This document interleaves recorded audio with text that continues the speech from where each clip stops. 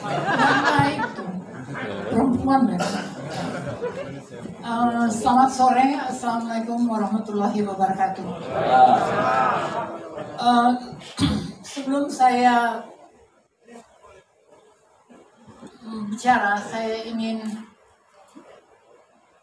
meminta maaf pada semua karena pada suatu saat saya pernah membuat kalian semua kecewa. Aku sudah melewati semua itu dan aku sekarang sudah kembali jadi orang normal.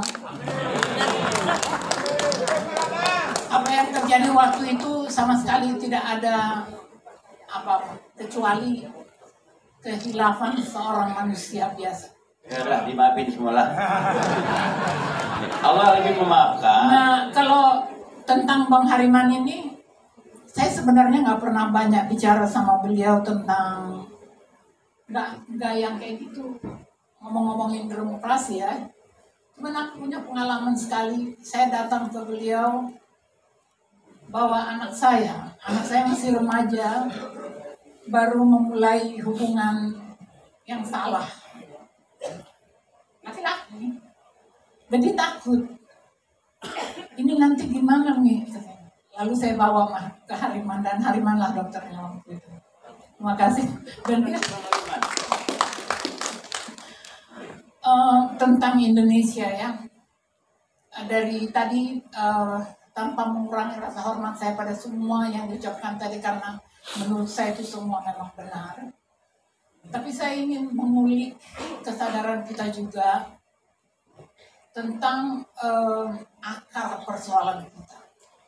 Akar persoalan kita itu adalah karena ada gerombolan gila ya pada 2002 pada mungkin dari 1919 sudah mulai bekerja di sini untuk merusak sistem kita.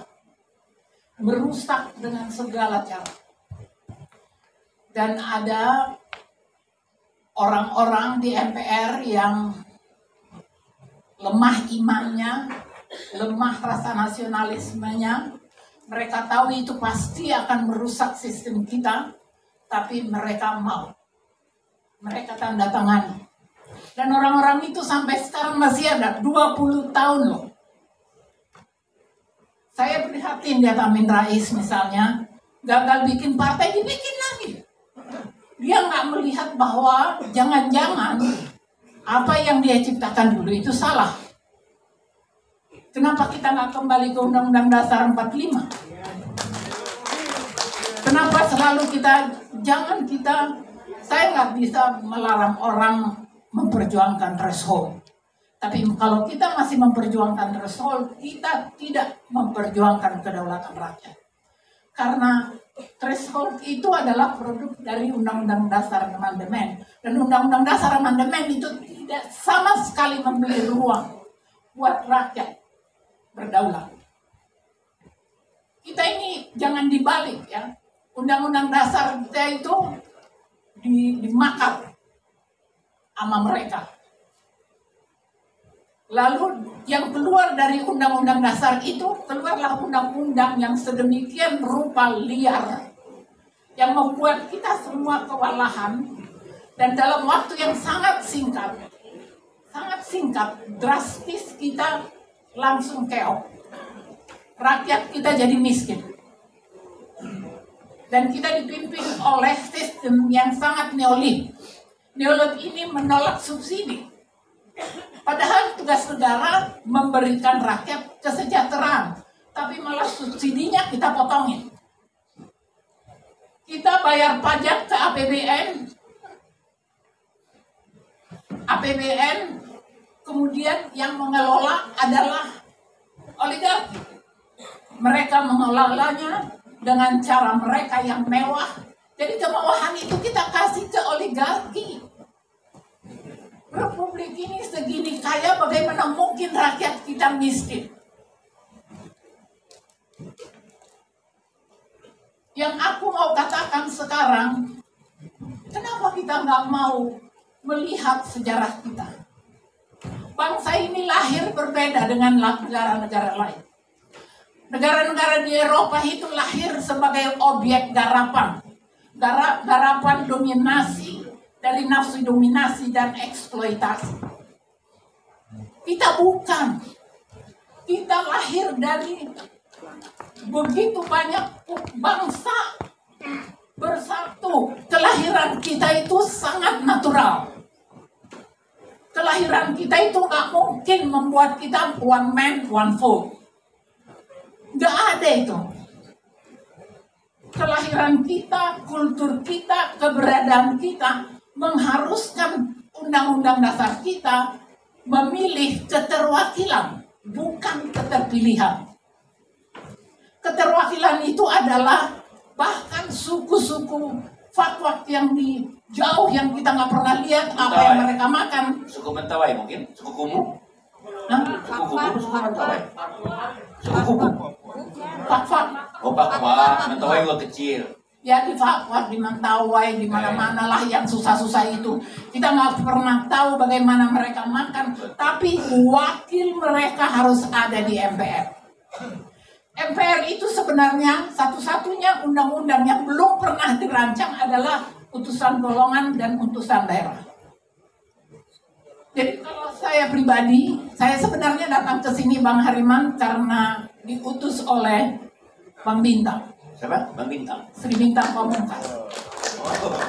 Nah, mewakili kelompok yang sudah kita rajut sejak beberapa bulan terakhir dengan nama Hizbullah Indonesia. Apa?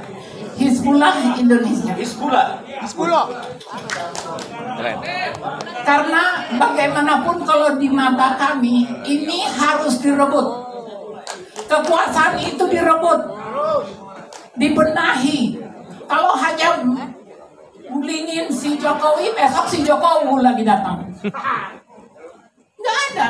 Yang salah itu sistem. Jokowi lahir dari sistem yang salah dan orangnya emang geblok. Ya, makin jadi kan semua. Jadi kalau kita bertahan dengan sistem yang sekarang, sewaktu-waktu nggak akan ada yang berubah. Terus terang, aku orang yang berulang kali mengkulik-kulik undang-undang dasar dan aku sampai kepada titik dekret rakyat Indonesia. Orang bilang itu nggak pernah terjadi. Lah, kenapa harus terjadi?